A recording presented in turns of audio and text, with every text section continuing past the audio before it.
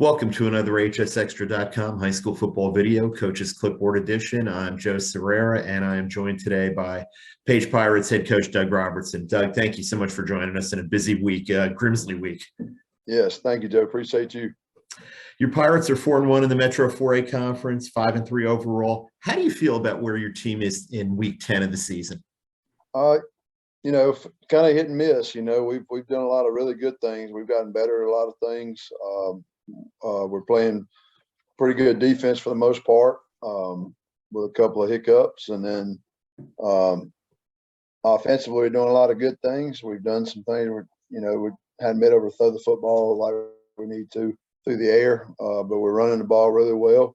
We're doing some really good things in the special teams, but we're also doing some bonehead things in the special teams. So we're kind of hit and miss. We have not put that game together where we can say we played our best game yet, and hopefully that's yet to come.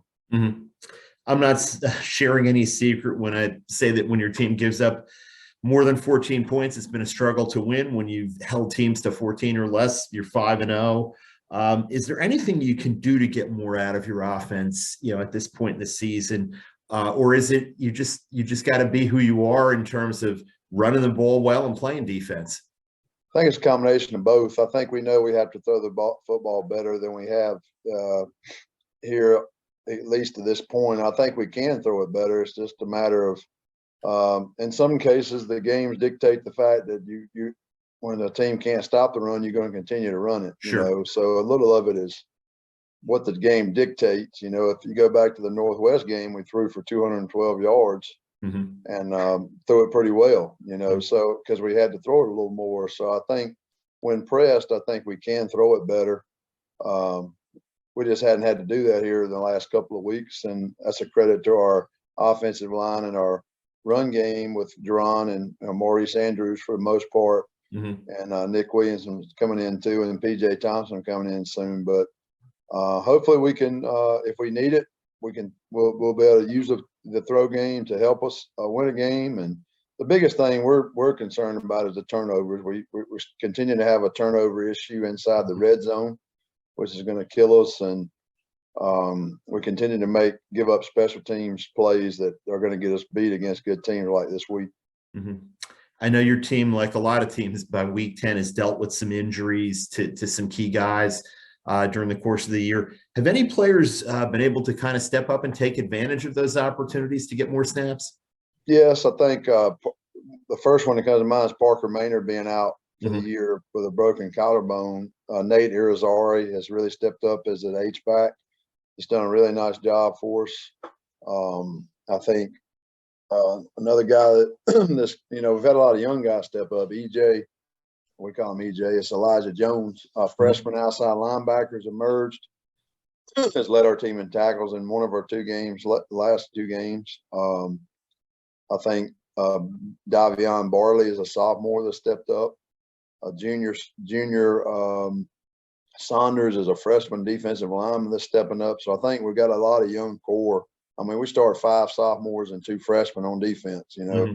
and we're still playing good defense, which is encouraging, but I think we can even be better, which is also encouraging. So some young guys have stepped up, and then Nate Irizarry is a junior H-back for Parker Maynard's loss. It's really starting to come into his own at H-back. Mm-hmm. Your last 2 games of the regular season are obviously home Friday night against Grimsley, and then home against a good Southeast Guilford team. And then you got the Class 4A playoffs coming up. But the playoffs kind of really start with these last 2 games of the regular season, don't they, considering where you guys are in the conference and who you're playing?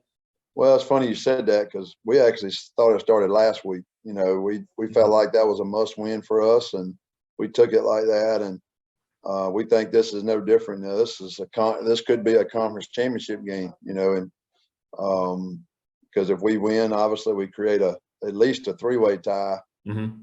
For first place, and then if we can win it the next week against Southeast, would obviously keep it that way, and then with some help, maybe we win it outright. So we're looking at it as a conference championship game in our home stadium against our rival. So I told our kids, you can't let this pass by. You don't get this chance very often, so we got mm-hmm. to make the most of it. Mm-hmm. This is your 3rd Grimsley Page game. Is it as big as you thought it would be when you were outside of it as a coach at another program, or is it bigger? It's as big, I guess, is the best term.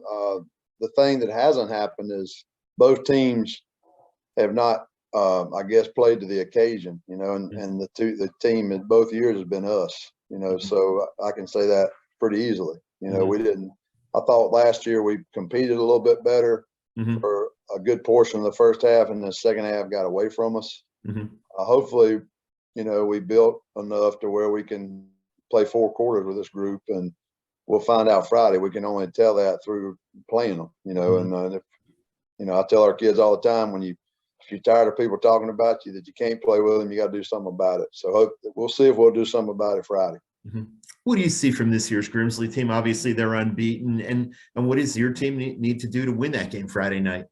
I see a team like I've saw the last 2 years. They're very talented, very, very skilled at pretty much every position, and they're a team that tries to get up on you early, make big plays, and it kind of intimidates you.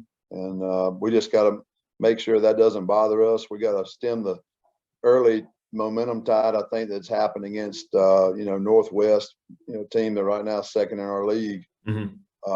They jumped on Northwest so quick that they get you out of what you try to do in a game plan. So we got to make sure we can stay within our game plan and not give up big plays early and stay in the game for 4 quarters. And I think if we can get in a 4th quarter game, I think it's anybody's ball game. And I told our kids it's a great opportunity to show how far we've come, and then play the perfect game that we haven't played yet. And it's going to take a great effort, to win the game. We're going to have to be mistake free. We're going to have to not turn the ball over. We're going to have to not make special team mistakes, and we're going to have to limit their big plays on offense that they have potential to make with their receiving core and their running back and their quarterback being such a dangerous threat. Well, it's going to be a great game. This is always one of the best games in the state in terms of rivalry, in terms of what's at stake in the city. Friday night, Marion Kirby Stadium, Grimsley at Page. We wish you guys luck in that one and the rest of the season and into the playoffs. Thank you very much. It's a big game. We look forward to the challenge. Thanks, Joe. Thank you.